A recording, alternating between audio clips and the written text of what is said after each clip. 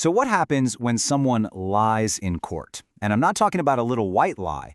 I'm talking about a lie that is the entire foundation of their legal case. Today, we're going to dive into a really important 2009 Delhi High Court case that tackles this exact problem. And in the process, it set a huge precedent for what truth and honesty really mean inside an Indian courtroom. Okay, so it all kicks off with what seems like a pretty standard matrimonial dispute. A wife files for financial support or maintenance from her husband. She's using Section 125 of the Criminal Procedure Code, which is basically a legal safety net for people who genuinely can't support themselves. And that word, genuinely, is key here. And this is the statement that her entire case is built on. On February 12, 2004, she says this, under oath. It's about as black and white as you can get, right? She's claiming she has no job, zero income, and is completely dependent. Her whole claim for financial support hangs on the court believing this one statement. But the husband, he's not so sure. Something about her story doesn't sit right with him, so he decides to do a little digging of his own. And what he finds starts to poke some serious holes in the story she told the court. So during cross-examination, she gets confronted directly. They ask her, "Did you work at this specific hospital?" And look at her answer. It's a straight-up denial, no ambiguity. She even goes on to deny having a specific account at the Punjab National Bank. She couldn't have made her position any clearer. And this is where it all falls apart for her. The husband brings in officials from the hospital and the bank to testify, and their records tell a completely different story. The hospital confirms she was, in fact, employed as a receptionist for a full year. The bank confirms she opened the exact account she denied having. And get this, on the application, she listed her job as service at that same hospital. The lie was completely exposed. With this kind of hard evidence on the table, the whole case just shifts. This isn't just about a maintenance claim anymore. Now it's about the integrity of the justice system itself. The question becomes, what do you do when someone so clearly lies under oath? This brings us right to the heart of the legal issue here. We know a lie was told, the evidence is pretty overwhelming. But what's next? What are the actual consequences? And what's the process for holding someone accountable? Well, the law has a specific name for this: perjury. Under Section 193 of the Indian Penal Code, it's when you intentionally give false evidence in court. And just look at the punishment, up to 7 years in prison.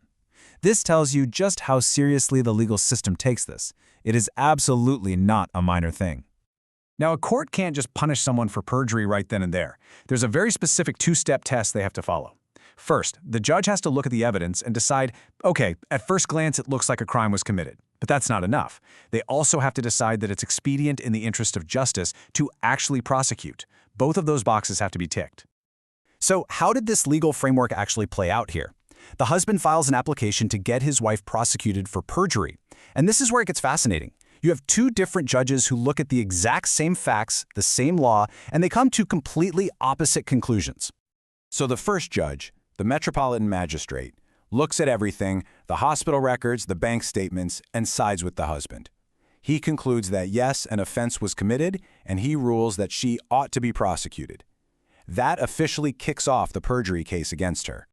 But the wife appeals, and the case goes to a second judge who completely overturns the decision. And the reason why is all about a tiny procedural detail. The second judge says the first judge messed up. He didn't just have to find that she lied. He had to use the specific magic words, making a separate finding that it was expedient in the interest of justice to prosecute. Because he didn't spell it out like that, the whole case got shut down. Well, the husband isn't about to let it go. He takes the fight to the next level, the Delhi High Court. Now, the question isn't just about the lie anymore. It's about how judges need to word their orders. And it all lands on the desk of Justice S. Murlidhar to make the final call. And the High Court's ruling is crystal clear. Justice Murlidhar says the first judge had it right all along. He found that when the magistrate simply wrote that she ought to be prosecuted, that phrase was perfectly fine. It met all the requirements of the law. The logic behind the High Court's decision is really just common sense. They said the law doesn't require a specific magic phrase. The words ought to be prosecuted already imply both parts of the test. It shows the judge thinks a crime happened and that it's important enough to follow through on. It's about the clear intent, not a game of semantics. And this gets to the real principle the court wanted to protect.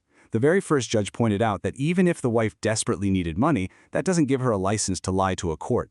Your personal hardship is not a defense for committing perjury. The High Court's ruling put that fundamental idea right back in the spotlight. So, you might be wondering why we're talking about a 2009 case today. Well, it's because this ruling has had a huge ripple effect. It's become a landmark judgment that continues to guide how courts all across India deal with dishonesty. Think about it. For any court in Delhi, this case is the rulebook. For other high courts around the country, it's a super influential guide. It also acts as a critical guardrail, making sure that laws designed to help vulnerable people aren't taken advantage of. But most importantly, it sends a powerful message. Taking an oath in court is not just some empty ritual. It is the absolute bedrock of justice. And that really leaves us with one final thought. This whole case, with all its legal twists and turns, really boils down to this simple but powerful question.